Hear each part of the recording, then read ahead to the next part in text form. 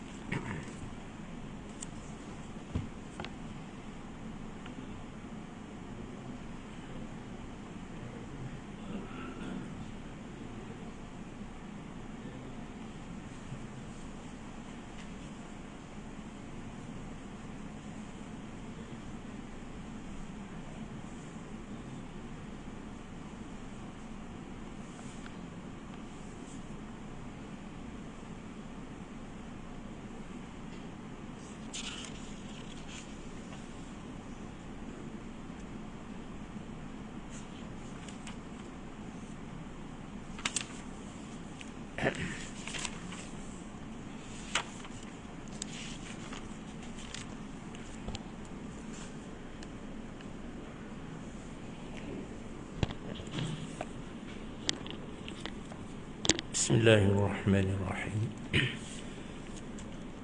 Assalamualaikum warahmatullahi wabarakatuh.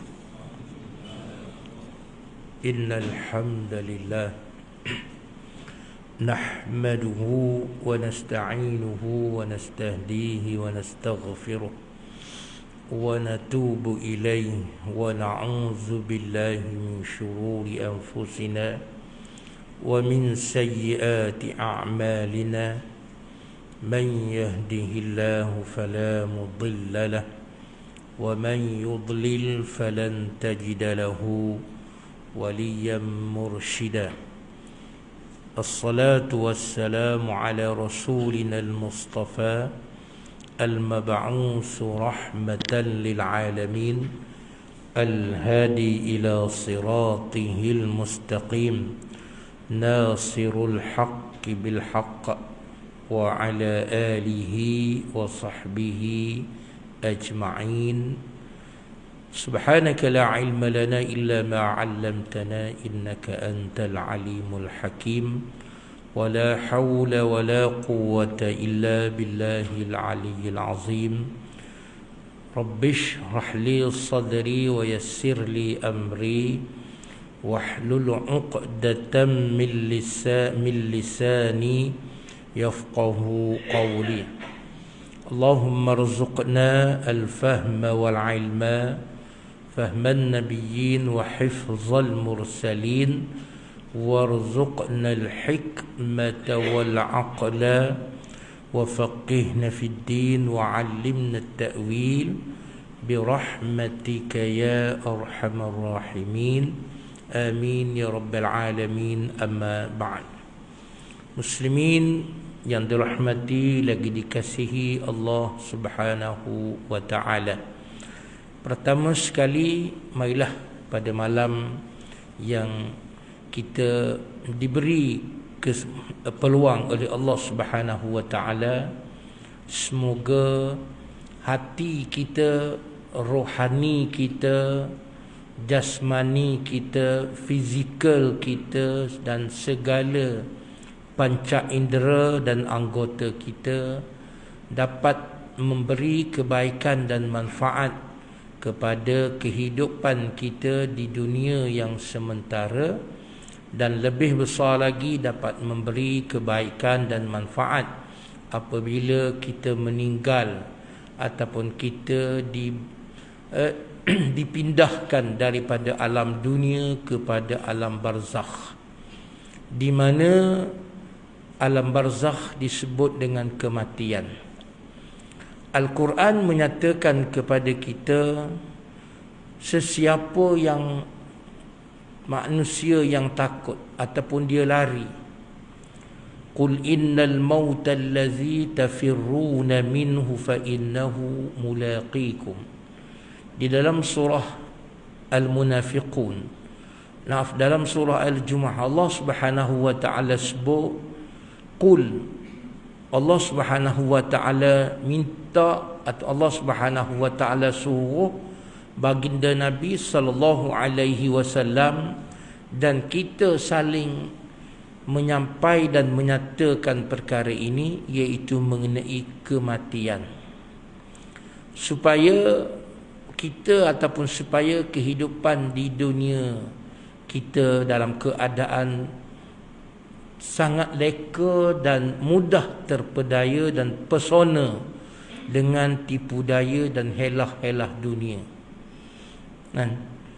Walau bagaimana tahu kita sekalipun, walau bagaimana tahu sekalipun, orang kata kita tahu dan kita faham bahawa dunia ni dia sementara, dunia ni dia bukan yang kekal, bukan yang sebenar. Kejadian kita manusia bukan sebenar nak duduk kat dunia. Nak Allah Subhanahu wa taala cipta kita manusia letak kat dunia ni sementara je. Sebagaimana yang sebahagian orang kata singkat sahaja masanya, iaitu antara dua perkara yang disebut dengan antara al-azan, di antara azan dan iqamah. Tak banyak kan.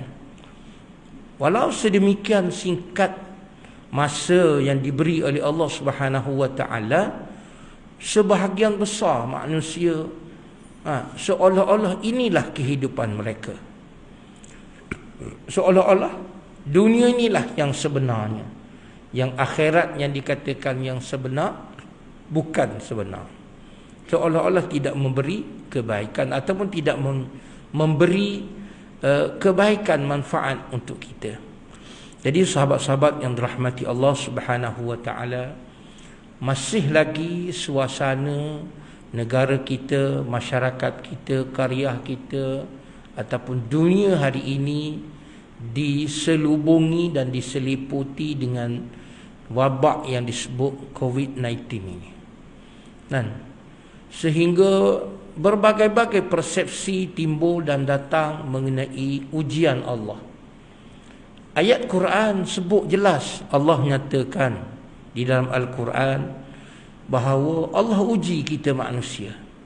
Allah sebut mengenai orang beriman. Allah kata, janganlah kamu rasa kamu beriman. Allah kata, la tahsabanna allazi, jangan kamu rasa kamu beriman kepada Allah Subhanahu wa taala sebelum kamu diuji.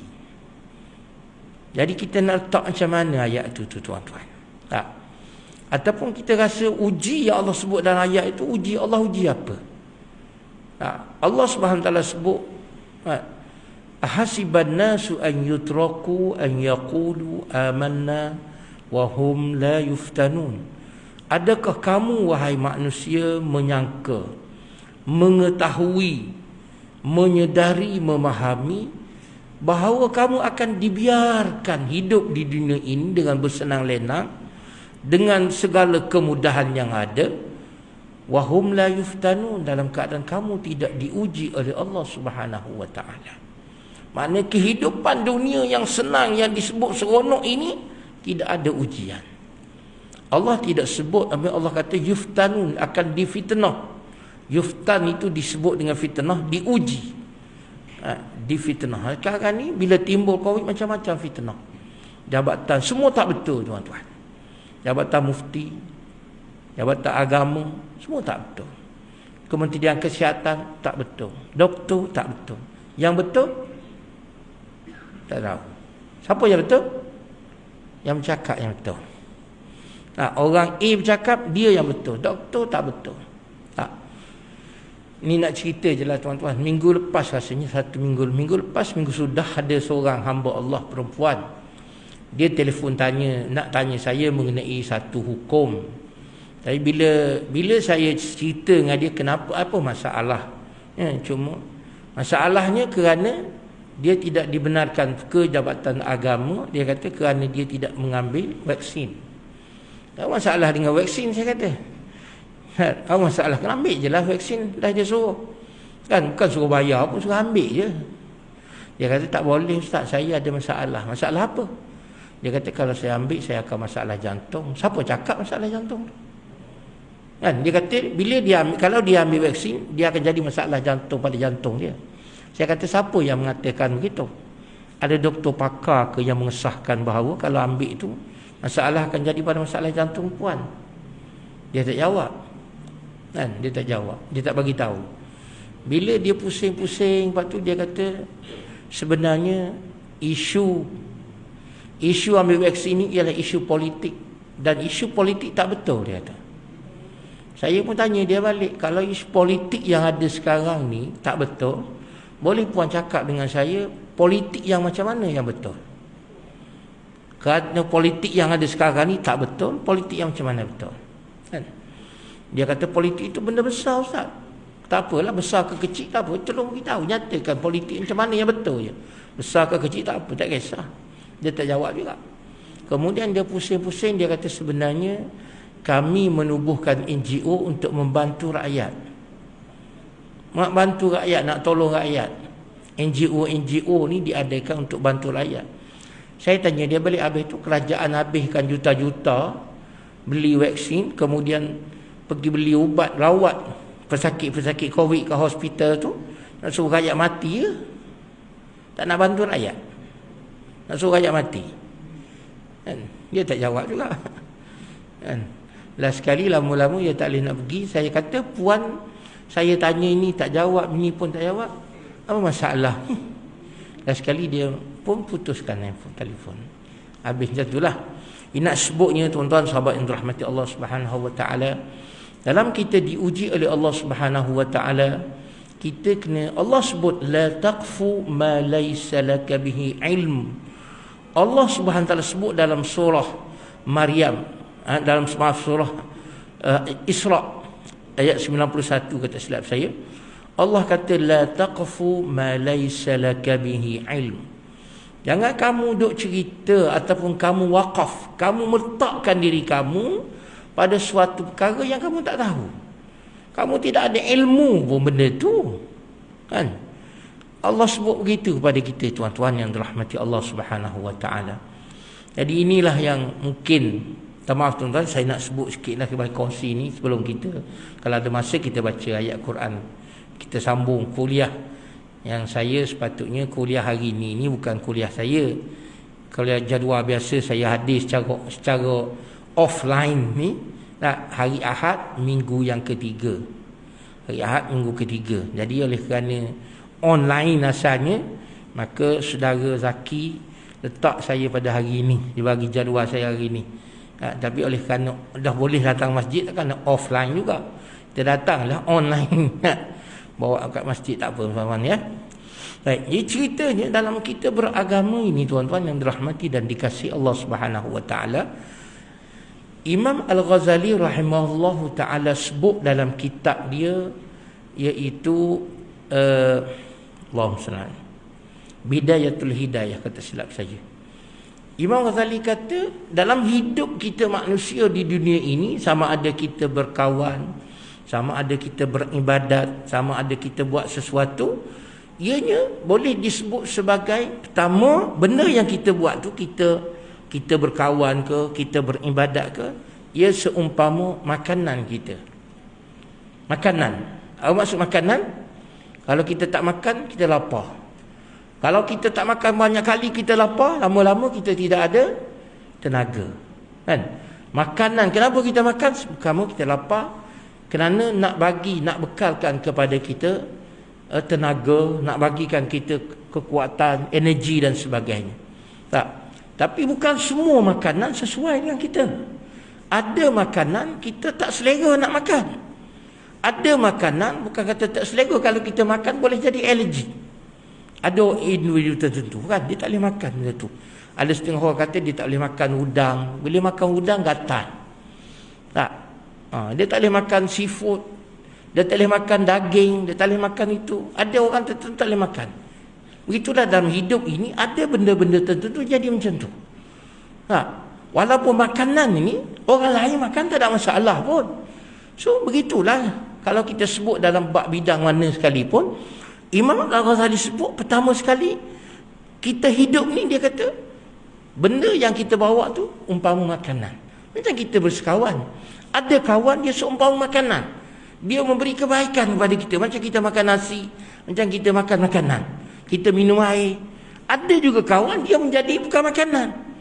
Kalau kita makan dia jadi alergi, kita berkawan dengan dia jadi sakit kita. Kita dengar apa yang dia cakap tu, bukan kata sakit hati, bukan kata sakit telinga, boleh memberi kerosakan dan penyakit, tuan-tuan. Jadi perkara pertama Imam Ghazali kata dalam hidup ni kita kena ingat benda yang kita ambil itu dia seumpama makanan, membekalkan tenaga, energi, kekuatan dan sebagainya. Secara ringkas, yang kedua, apa yang kita buat hari tengah hari ataupun sepanjang hidup kita, yang kedua disebut sebagai apa dia? Sebagai ubat. Ada benda ibadat yang kita buat, kawan yang kita berkawan, apa semua dia seumpama ubat. Maknanya kita ambil dia untuk merawat, ataupun kita ambil dia sebagai suplemen, memberi bekalan, supply, menyediakan pada tubuh kita benda-benda baik. Kenapa tuan-tuan minum? Contohlah, minum apa sekarang ni orang kata, minyak habas sauda ada, minyak zaitun lah, itulah, madu lah. Kenapa minum? Sebab dia merupakan suplemen. Dia menyediakan ataupun dia membekalkan kepada tubuh kita kebaikan atau kebaikan. Begitu juga ibadat kita. Ada sebahagian daripada ibadat, amalan yang kita lakukan, ia supply, ia bekalkan tenaga, kekuatan, energi untuk rohani kita. Jadi tuan-tuan dan puan-puan, sahabat-sahabat semua, jangan lupa untuk beribadat. Amalkan. Jadi kekuatan rohani kita, makan nasi tadi, kita minum air Milo, kita minum ubat sebagainya, dia untuk jasmani. Rohani kita, apa yang mensupply, membekalkan kebaikan, kekuatan untuk rohani, iaitu zikir, ibadat, salat, selawat kepada Rasulullah sallallahu alaihi wasallam, istighfar dan sebagainya. Ia mengukuh dan menguatkan rohani. Apabila rohani kita ataupun ibadat, zikir, amalan yang tuan-tuan lakukan, ia dah jadi seumpama sedaging sedarah dengan hidup kita, maka insya-Allah kalau dia dah jadi sedaging dan sedarah dengan kita, insya-Allah iblis susah nak masuk dalam darah kita, tuan-tuan. Yang jadi mudah masuk dalam badan kita ni sebab badan kita, darah kita ni seumpama air Milo, seronok dia duduk dalam tu. Kalau darah kita dah sebati dengan zikir, sebati dengan selawat, sebati dengan Quran, sebati dengan benda-benda baik, maka mereka tak masuk, tak boleh duduk. Dia akan jadi seumpama racun, menyakitkan dia. Dan perkara yang ketiga dalam kita hidup ini, tuan-tuan, kita hidup ni tak kiralah kita beribadat, kalau ada ibadat kita, ia merupakan suplemen, ubat untuk kita. Dan yang ketiga, kata Imam Ghazali, ia seumpama racun. Benda yang kita buat ni kadang-kadang dia meracun, merosakkan. Tapi ada juga masa kita perlu pada racun. Tak, sebagaimana kita sebut, kita ambil COVID kan, ambil apa, cucuk apa ni, vaksin kan, yang disebut sebagai vaksin untuk bukan nak suruh rosakkan badan, tapi oleh kerana badan kita yang ada sekarang ni, kita tak tahu dia dah rosak, masuk benda tu, habis jadi. Bukan sebab vaksin tu rosak, badan kita tu dah rosak sebenarnya. Tak. Kalau badan kita tak rosak, kalau kata benda tu merosakkan, 60 ke 70% orang yang ambil semua rosak, ya. Ini yang rosak 1% ataupun 2% saja, tak sampai 10%. Jadi tidak boleh kita nak letakkan ia sebagai begitu. Baik, muslimin dan muslimat yang dirahmati dan dikasihi. Jadi dalam kehidupan kita kena waspada, hati-hati. Kadang-kadang benda yang kita ambil kita seronok, adakah ia merupakan makanan kepada kita? Apakah yang kita ambil, yang kita lakukan, ia merupakan penawar, ubat kepada kita? Ataupun apakah yang kita lakukan sehari tengah hari, persahabatan, pergaulan, semua kerja buat kita ini, ia merupakan racun kepada kita. Kalau racun, badan kita kuat. Kalau tak kuat, KO habis. Baik muslimin dan muslimat, sahabat-sahabat semua, itu pesan Imam Al-Ghazali kepada kita dalam kita menyantuni, dalam kita beramal, kita beribadat. Ada masa ia disebut sebagai makanan, ada masa ia disebut sebagai apa? Sebagai penawar ataupun suplemen, ubat-ubatan. Yang ketiga, ia disebut sebagai racun. Jadi muslimin dan muslimat, sahabat-sahabat semua, lihat, perhati apa yang kita ambil itu, apakah ia seumpama makanan, adakah ia seumpama ubat. Ubat macam mana baik pun orang tak ambil hari-hari. Tak boleh makan macam makan nasi, tak boleh. Ubat. Apatah lagi kalau ia disebut racun tadi. Baik muslimin yang rahmati dan kasih sekalian, orang tanam pokok, dia tak racun 3 kali sehari, tak. Mungkin seminggu, sebulan sekali, seminggu sekali dia meracun. Kan kalau racun pokok, sembuh racun hari-hari 3 kali pula sehari. Kita nak bagi dia subuh, kita sembuh dia racun 3 kali sehari. Kan? Tapi kalau nak subuh dia subuh, kita bagi dia air, kita siram air 3 kali sehari, ataupun kita bagi benda yang baik. Ubat baja pun orang tak letak setiap hari kan. Seminggu sekali pun kadang-kadang baja tu letak sikit je, 2-3 biji je. Begitu. Baik. Sahabat muslimin yang rahmati Allah Subhanahu wa taala, sikit ya kita balik dalam masa yang ada sikit je ni. 10 minit lebih kurang. Lebih kuranglah 10-15 minit. Insya-Allah 8.30 kita berhentilah. Insya-Allah kalau ikut sambungannya kita akan baca pada ayat yang ke 261, ayat daripada surah Al-Baqarah. Sambungan kepada cerita yang terdahulu, di mana kuliah yang lepas saya sebut mengenai ayat yang ke-260, berhubung dengan cerita bagaimana Nabi Ibrahim alaihissalam. Ayat 260 ceritanya mengenai Nabi Ibrahim alaihissalam minta supaya Allah Subhanahu wa taala tunjuk bagaimana menghidupkan sesuatu yang dah mati, yang dah hancur. Adakah permintaan, kata dengan ulama, adakah permintaan Nabi Ibrahim itu kerana Nabi Ibrahim tak percaya? Tak. Satu, Nabi Ibrahim nak supaya meyakini akan kekuasaan Allah SWT, dan nak ajar, nak tunjuk, yang paling besar nak ajar dan nak tunjuk kepada masyarakat, supaya masyarakat tengok dengan mata kepala sendiri, bukan kata diberitahu, bahkan mereka nampak dengan mata telinga mereka sendiri mengenai kejadian benda yang dah mati. Ayat yang kita baca 260 hari itu berhubung dengan bagaimana wa iz qala Ibrahim rabbi arini kaifa tuhyil mauta. Ketika Nabi Ibrahim minta dengan Allah Subhanahu wa taala, kaifa tuhyil mauta, ya Allah, bagaimana kamu boleh menghidupkan benda yang dah mati. Dalam cerita ayat 260, Nabi Ibrahim diminta oleh Allah SWT bawa ataupun ambil 4 ekor burung. Bukan burung, satu dikatakan ayam, satu dikatakan burung. Burung apa? Burung tu ada 3 jenis, dan satu jenisnya ialah ayam. Kan? Yang kita sebut dalam ayat hari itulah. Baik, muslimin dan muslimat yang dirahmati dan dikasihi oleh Allah Subhanahu wa taala. Kan? Jadi ceritanya bila Nabi Ibrahim ambil 4 ekor burung, jenis burung, makna ayam, burung, makna semuanya dikategorikan spesies burung, kan? Dipanggil sebagai spesies burung.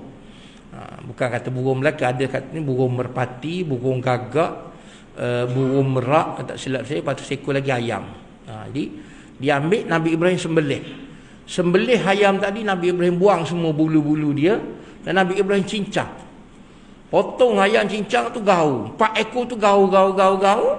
Tak kena dah mana burung, mana apa, semua gaul. Dan ambil daging tadi, pergi letak kepada 4 tempat. Satu dia letak, dikatakan sebelah utara, sebelah selatan, sebelah timur, sebelah barat. Dalam keadaan bercampur daging tu, dia letak jauh. Bukan tak dekat-dekat, jauh jaraknya. Ada setengah kata lebih kurang satu jaraknya dekat-dekat 3 km. Ada kata 5 km. Lebih, tak tahulah, wallahu alam. Tidak diukur, cuma jaraknya dikatakan jauh. Oleh kerana sebut jauh, maka dalam bahasa Arab dia tak sebut 1, 2 tu jauh. 3 baru disebut jauh. 3 km. Itu dari sudut bahasa je. Sebab dari sudut peraturan dan sebut dalam agama, hadis tak ada sahih.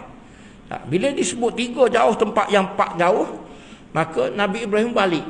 Bukan Nabi Ibrahim pergi seorang-seorang, kata ingat beberapa pengikut beliau ikut sama pergi letak, takut Nabi Ibrahim ni tipu.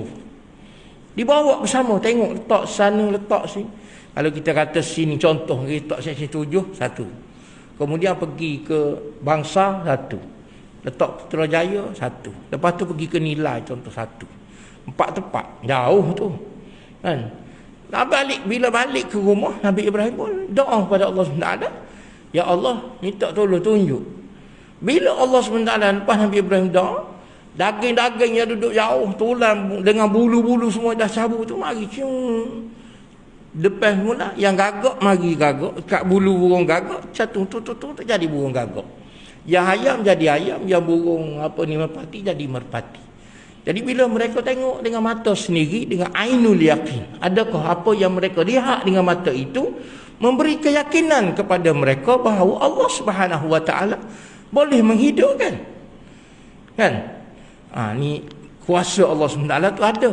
Tapi tabiat dan perangai, jenis perangai manusia ni tuan-tuan, tunjuk depan-depan mata macam tu punya tak percaya dak juga.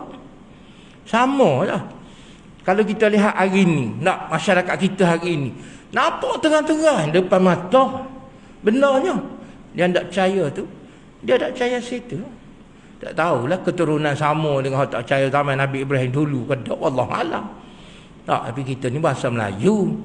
Kalau ikut sejarah ni katakan bahawa anak Nabi Ibrahim, Nabi Ibrahim ada 2 orang isteri, ada beberapa orang isteri sebenarnya. Yang masyhur disebut dalam Qurannya Siti Hajar dan Sarah, 2 orang je. Mak kepada Nabi Yaqub dan satu lagi Nabi Ishaq. Kan? Nabi Ismail dan Nabi Ishaq. Terima kasih. Kan? Tak. Hajar, Ismail, Sarah, Nabi Ishaq. Nabi Ishaq tidak disebut berapa adik-beradik begitu. Juga Nabi Ismail dia tidak sebut berapa adik-beradik. Tak, dikatakan wallahu a'lam bissawab, daripada salah satu keturunan anak Nabi Ibrahim datang ke Asia jadi orang Melayu. Wallahu a'lam. Maknanya kalau ikut segala kita yang ada di tanah Melayu kebanyakannya lahir daripada keturunan Nabi Ibrahim alaihissalam. Sebab itu di dalam sejarah Islam dia panggil Nabi Ibrahim ni sebagai Abul Anbiya, bapa kepada para nabi dan bapa kepada manusia. Nabi Adam disebut Abul Bashar, bapa kepada manusia. Nabi Ibrahim disebut bapa kepada beberapa nabi. Sebab lahir daripada zuriat keturunan cucu-cucu Nabi Ibrahim, lahirnya nabi-nabi seperti Nabi Sulaiman, seperti ayah dia Nabi Daud, kan, Nabi Musa dan beberapa lagi lah yang kita baca dalam sejarah hari itu belum ni mengenai Samuel, kan, cerita bagaimana Talut dan Jalut hari itu juga lahir daripada keturunan Nabi Ibrahim alaihissalam. Jadi tuan-tuan dan muslimin, sahabat-sahabat yang dirahmati dan dikasihi sekalian, kisah Nabi Ibrahim tu bagaimana Allah Subhanahu Taala tunjuk, bila tunjuk depan mata sendiri, tengok dengan mata kepala. Nabi Ibrahim sembelih, Nabi Ibrahim pakat cabut bulu, Nabi Ibrahim cincang depan mata mereka. Kemudian gaul daging-daging burung semua 4 ekor tu, dah tak kenal mana satu, pergi letak tempat penjuru. Kemudian bila diseru, dia datang balik jadi bercantum, dia hidup sebagaimana minat sebelumnya. Pun tak percaya juga. Kalau kita kata nak cerita macam mana supaya percaya tu tuan-tuan. Adakah zaman kita hari ini, di dalam masyarakat kita pada hari ini, sekelompok manusia seumpama itu? Adakah masih lagi mereka yang mempunyai degil sebagaimana degil ataupun keras sebagaimana kerasnya bangsa bersama dengan Nabi Ibrahim alaihissalam, tuan-tuan? Azan ke? Sila.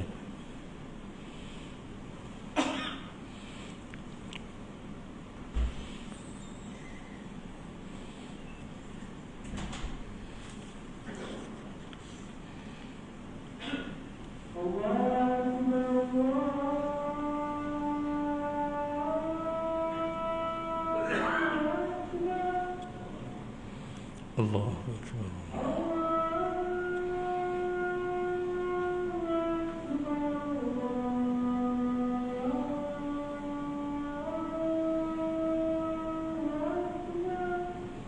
Allah.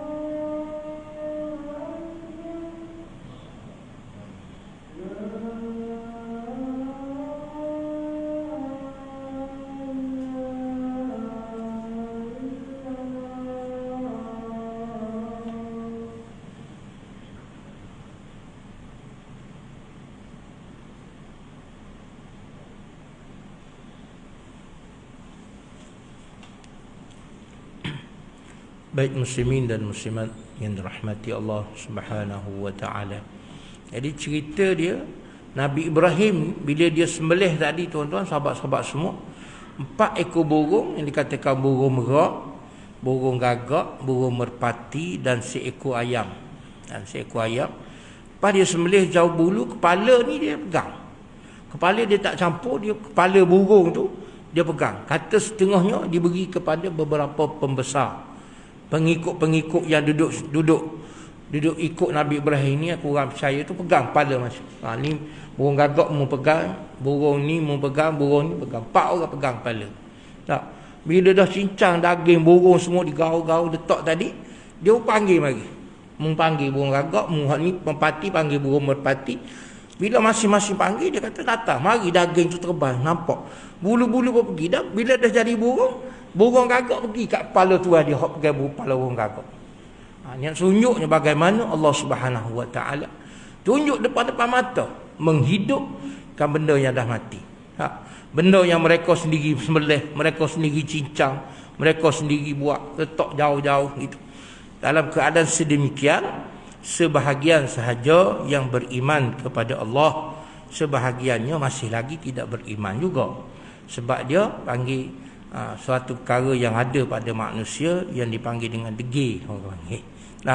Kedegilan yang ada pada manusia sebegitu. Walaupun sedemikian yang lain beriman dengan Allah Subhanahu wa taala dengan begitu yakin sekalilah apa yang disebut ataupun apa yang dicerita oleh Nabi Ibrahim kepada mereka.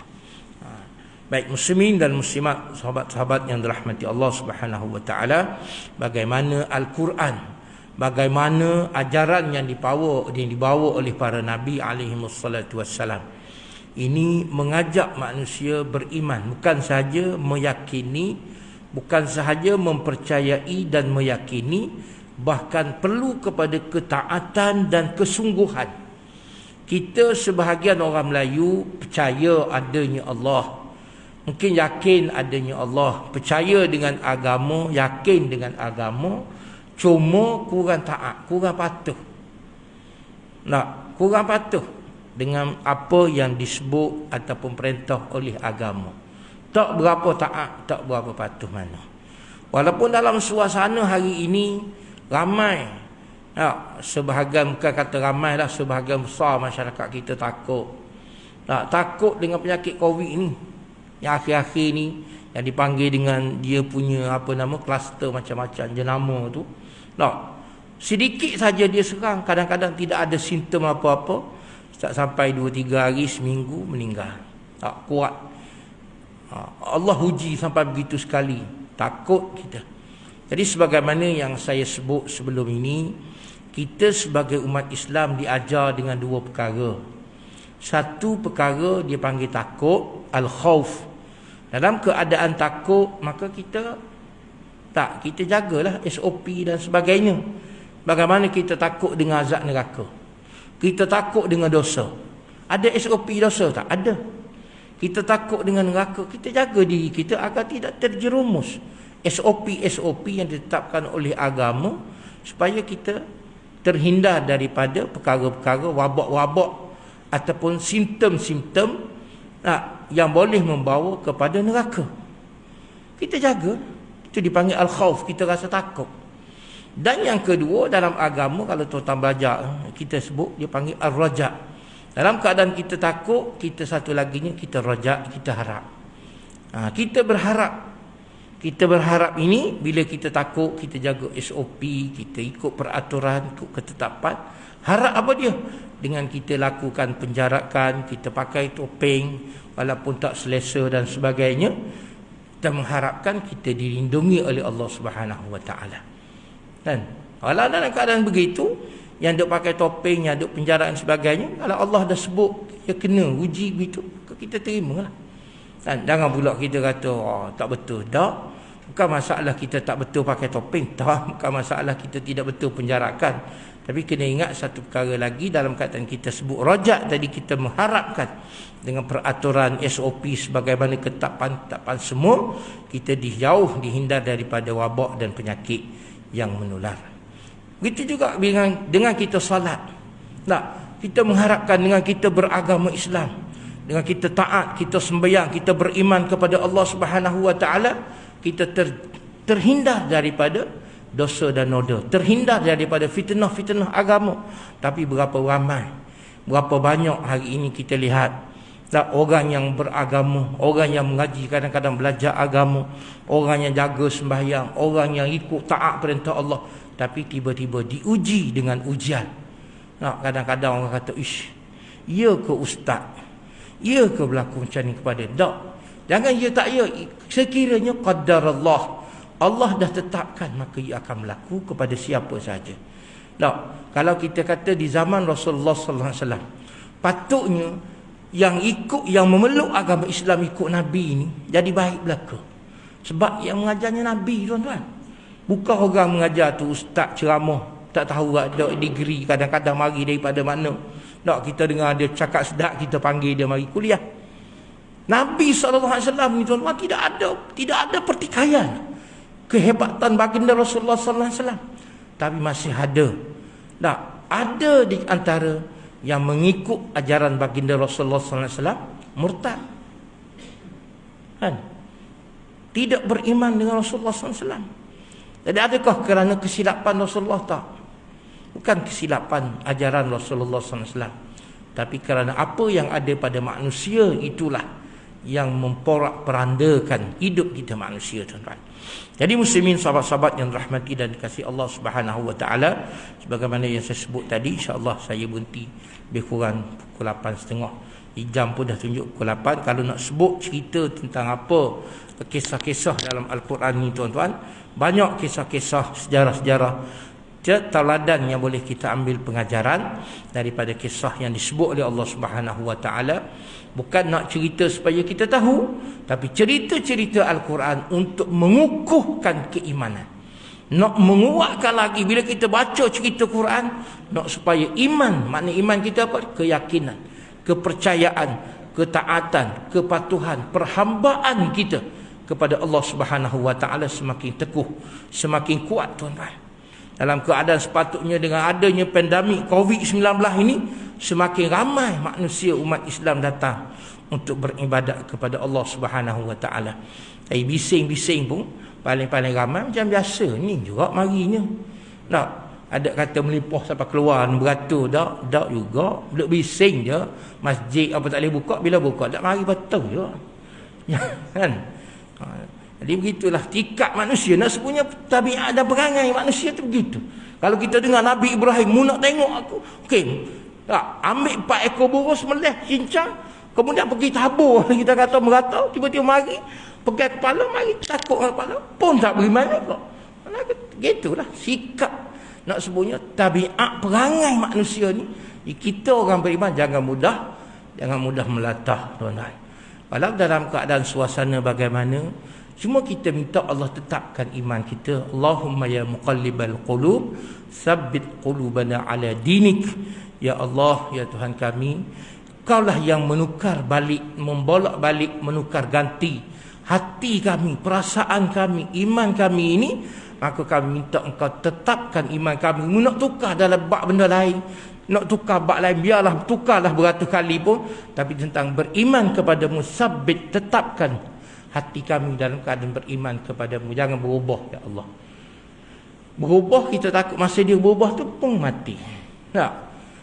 Sabit qalbi ala dini. Kita minta Allah tetapkan hati kita dalam beragama. Yang kedua, bukan duduk dalam agama saja, kita minta Allah tetapkan hati kita sabit qalbi ala ta'atik. Biar kita beragama dan taat kepada Allah. Apa makna beragama Islam tapi tidak taat patuh dengan Allah? Dok buat benda ikut suka, buat benda tak tahu apa benda. Tak. Kita tidak mahu begitu, tuan-tuan. Jadi muslimin, sahabat-sahabat semua, marilah sama-sama kita mengakhiri tazkirah ataupun kuliah malam ini dengan kita sama-sama membaca doa ataupun kita berdoa kepada Allah Subhanahu wa taala. Semoga Allah Subhanahu wa taala membuka ataupun meneguhkan pintu hati kita, iman kita, agama kita dalam keadaan kita taat kepada Allah Subhanahu wa taala sehingga kita bertemu Allah Subhanahu wa taala ataupun sehingga kita meninggal dunia, insya-Allah. A'udzubillahi minasyaitonirrajim. Bismillahirrahmanirrahim. Allahumma ya Rabbana lakal hamdu kama yanbaghi li jalali wajhikal karim wa azim sultani. Innakal wahidus samad, la ilaha illa ant, subhanaka inna kunna minaz zalimin. Ya Allah, ya Tuhan kami, dengan rahmat, kasih dan sayang-Mu, Engkau buka pintu hati kami seluas-luasnya, Engkau lapangkan dada kami setenang-tenangnya, dan Engkau tenangkan akal fikiran kami dengan sebaik-baiknya. Semoga ya Allah dengan sedemikian kami dapat menerima, kami dapat beramal, kami dapat menunaikan segala perintah, tuntutan dan kehendak-Mu sebagaimana yang dilakukan oleh junjungan besar Nabi kami Muhammad sallallahu alaihi wasallam yang menunjuk dan membawa ajaran Islam sehingga sampai kepada kami ini ya Allah. Ya Allah, ya Tuhan kami, Kau jadikanlah apa yang kami dengar, apa yang kami tahu pada malam ini memberi dan menambahkan ketaatan, keimanan dan ketakwaan kami kepadamu. Semoga dengan sedemikian ya Allah, kami tergolong, kami tersenarai di kalangan hamba-Mu yang berjaya di dunia dan diberi kemenangan, kejayaan juga ketika kami berada di akhirat sana. Ya Allah, ya Tuhan kami, seandainya pula dosa dan noda kami, kealpaan, kelalaian kami yang banyak ini ya Allah, yang saban waktu dan saban hari kami lakukan, Kau ampunkanlah ia, walaupun ia sebanyak buih di lautan, walaupun ia sebanyak debu yang berterbangan. Sesungguhnya ya Allah, Engkaulah yang Maha Pengampun, lagi suka kepada pengampunan. Oleh itu ampunlah dosa-dosa kami, dosa kedua ibu bapa kami, dosa guru-guru kami, dosa mereka, anak isteri kami, ahli keluarga kami, sanak saudara kami, teman-teman kami, sahabat-sahabat kami, jiran-jiran kami, mereka yang beriman kepadamu di saat dan ketika ini di seluruh pelosok dunia ya Allah. Di mana ada manusia, maka di situ adanya keimanan dan ketauhidan. Maka Kau ampunkanlah dosa mereka ya Allah.